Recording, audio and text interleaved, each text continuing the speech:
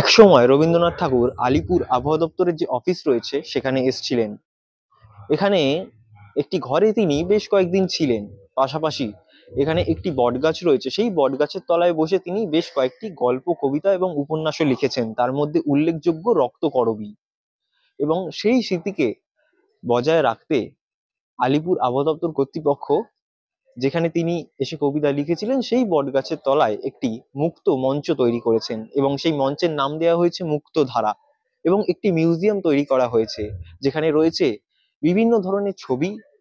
রবীন্দ্রনাথ ঠাকুর এখানে এসে যে সকল জিনিস লিখেছেন বা কবিতা লিখেছেন, সেই কবিতার কিছু চিত্র।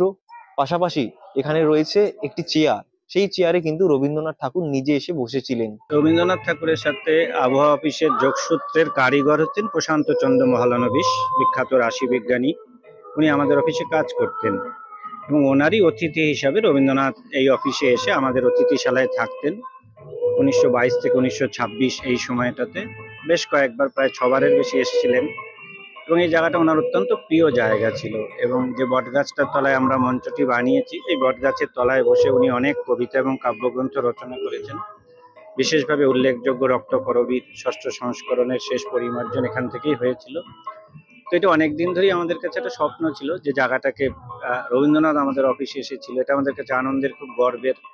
তো সেই চিন্তাধারা থেকেই আমরা এখানে একটা মুক্ত মঞ্চ তৈরি করেছি, যার নাম দিয়েছি মুক্তধারা।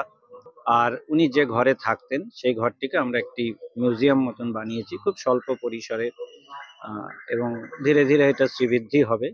তো এই মিউজিয়ামটাও সর্বসাধারণের জন্যই খোলা থাকে, কিন্তু একটু আগে থেকে বলে পারমিশন করে দেখতে হয়। আজকাল.in এর জন্য অভিষেক সিংহ।